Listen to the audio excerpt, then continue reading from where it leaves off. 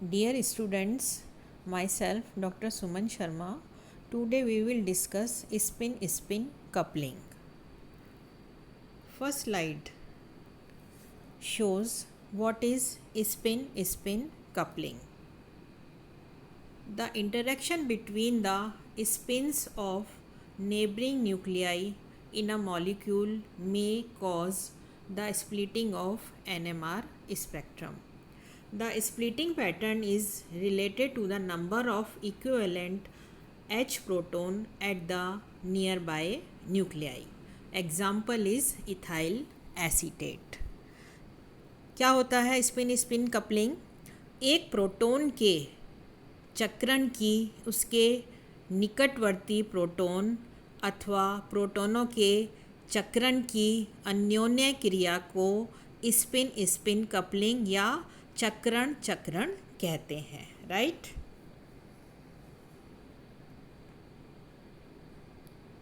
Now second slide के अंदर हमने एग्जाम्पल ले रखा है इथाइल एसीटेट। इथाइल एसीटेट क्या होता है?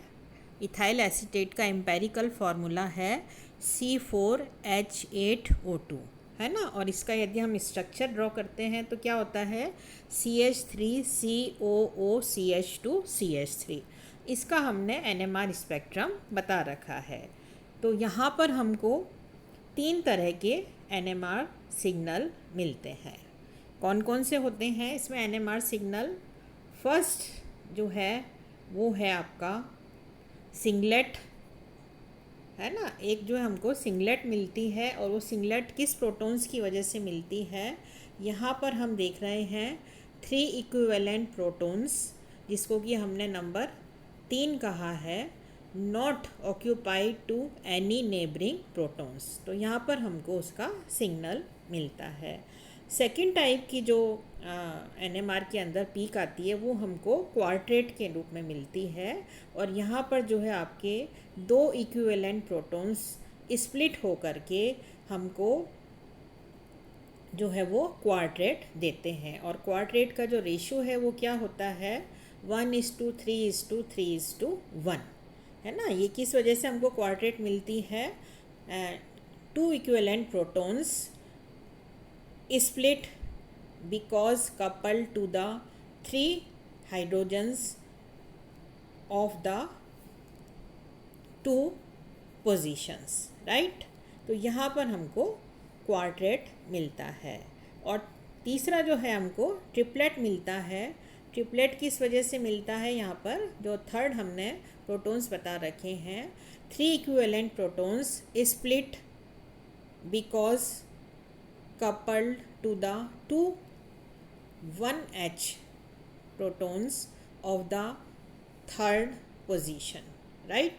तो यहाँ पर हमें ट्रिपलेट मिलता है, और ट्रिपलेट का जो रेशियो होता है वो क्या होता है आपका? 1:2:1, ठीक है। तो यहाँ पर इस तरह से स्पिन स्पिन कपलिंग को हम शो कर सकते हैं। अब नेक्स्ट स्लाइड के अंदर हम क्या देखते हैं कि स्पिन स्पिन कपलिंग के क्या रूल्स हैं। Rules for spin spin coupling, इसके अंदर क्या नियम है? Chemically equivalent proton do not show spin spin coupling and only non equivalent protons coupled, ठीक है। केमिकली इक्विवेलेंट प्रोटॉन्स के अंदर किसी भी तरह की कपलिंग नहीं होती है। कपलिंग केवल आपकी नॉन इक्विवेलेंट प्रोटॉन्स के अंदर ही होती है। यहाँ पर एग्जाम्पल हमने दे रखा है नॉर्मल ब्यूटेन, ये इसमें शो कर रखा है, ठीक है। सेकंड जो है क्या रूल इसका क्या है? Protons on adjacent carbon normally will couple, right. Third इसका रूल क्या है? Protons separated by 4 or more bonds will not coupled। इसके अंदर हमने इसको एग्जाम्पल देकर बता रखा है कि यदि प्रोटॉन्स आपके एडजेसेंट कार्बन से जुड़े हुए हैं तब तो हमको स्प्लिटिंग मिलेगी, और यदि प्रोटॉन 4 कार्बन से डिटैच हुआ हुआ है या दूर है तो वहाँ पर स्प्लिटिंग पॉसिबल नहीं है, जैसा मैंने सेकंड एग्जांपल देकर समझा रखा है। फर्स्ट के अंदर तो जो है एडजेसेंट कार्बन पर प्रोटॉन जुड़े हुए हैं जहाँ पर स्प्लिटिंग ऑब्जर्व हो रही है, और सेकंड एग्जांपल के अंदर हम देखते हैं कि जो प्रोपेन के अंदर जो बीच का कार्बन है वहाँ पर जो आपके जो दोनों और जो कार्बन है नियर बाय उन पर जो प्रोटॉन है वो उससे दूर हैं, इसके कारण स्प्लिटिंग पॉसिबल नहीं है। Right. Now this slide shows the interaction of the spin of a proton with that of another protons or protons attached to an adjacent carbon is the main cause of spin coupling. Right? इसको हम एक example देकर समझा सकते हैं। यहाँ पर हमने एग्जाम्पल ले रखा है सिनेमिक एसिड का। अब सिनेमिक एसिड क्या है? एक एरोमेटिक कंपाउंड है। इसका फॉर्मूला क्या होता है? C6H5CH double bond CH COOH। तो यहाँ पर हमने इसका NMR स्पेक्ट्रा बता रखा है। अब इससे हमको क्या पता पड़ता है? The aromatic protons 5 in number give rise to the peak at delta 7.4 and delta 7.55 ppm, and the carbonyl proton is at delta 12.5 ppm. ठीक है, जो एरोमेटिक प्रोटॉन है उसकी पीक तो 7.4 एंड 7.55 पर आती है, और कार्बोनाइल प्रोटॉन्स की जो पीक है वो हमको 12.5 ppm पर मिलती है। सेकंड है proton HA appears as two line of the spectrum centered on delta 6.45 and proton HA appears as two line centered on delta 7.8 ppm. Right. HA जो प्रोटॉन हमने शो कर रखा है उसकी हमें पीक 6.45 ppm पर मिलती है, और HB जो प्रोटॉन है उसकी हमें पीक डेल्टा 7.8 ppm पर मिलती है। And each signal is split into a doublet. ठीक है, दोनों जो सिग्नल हैं वो डबलेट के अंदर स्प्लिट होते हैं। The separation between the two HA lines in the same as the separation between the two HX lines. Right, HX lines. ये हमने एग्जाम्पल देकर बता रखा है कि जो सिनेमिक एसिड है उसके अंदर स्प्लिटिंग पैटर्न क्या होता है। अब हम एक और एग्जाम्पल लेते हैं, सिंपल एग्जाम्पल है, दैट इज़ 1,1,2 ट्राईक्लोरोइथेन। इसका भी हमने NMR स्पेक्ट्रा बता रखा है। ठीक है, यहाँ पर आपका 3 क्लोरीन जो है एटम प्रेजेंट है। तो यहाँ पर हमको 2 टाइप्स ऑफ सिग्नल मिलते हैं। The spectrum of 1,1,2 trichloroethane, the signal from proton HA appears as a triplet while the proton HB is doublet.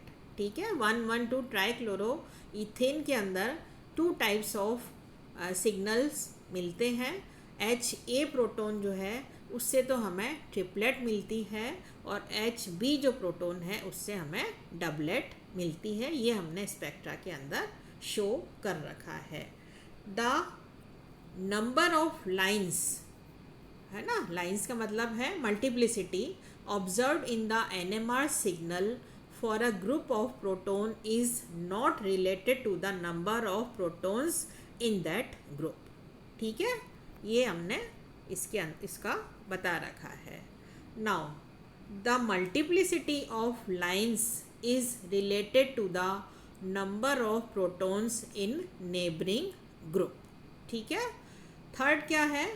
in 1,1,2 trichloroethane proton HX have only one neighboring proton and it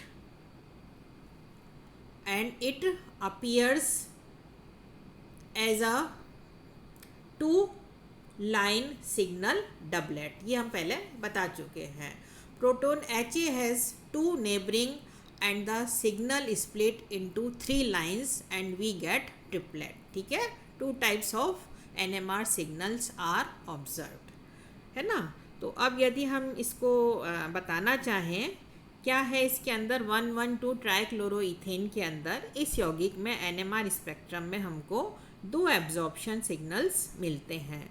2 समतुल्य means equivalent proton ए के प्रभाव में proton B जो है वो triplet देगा, जबकि proton B के प्रभाव में प्रोटॉन ए डबलेट देगा। ठीक है, ये हम लोग 1,1,2 ट्राइक्लोरोइथेन का एग्जाम्पल लेकर समझा रहे हैं। ठीक है, तो ये तो हो गया अपना स्पिन स्पिन स्प्लिटिंग। अब आता है N+1 रूल। N+1 रूल क्या होता है, ये आपका स्प्लिटिंग पैटर्न पर आधारित है। N+1 रूल के अंदर हम फर्स्ट क्या कहेंगे, the simple rule is to find the multiplicity of the signal from a group of protons, है ना, count the number of neighbours and add 1, right. Second क्या है, splitting of the spectral lines arises because of coupling interaction between neighbour protons. And third rule क्या है, this is related to the number of possible spin orientation that these neighbors can adopt, and the phenomena is called either spin spin splitting or spin spin coupling, right। तो ये आपका N+1 rule है जिसके आधार पर हम ये बता सकते हैं कि स्प्लिटिंग पैटर्न कैसे फॉलो होता है। ठीक है, और हम इसको बहुत सारे एग्जाम्पल्स देकर समझा सकते हैं, राइट। Thanks students.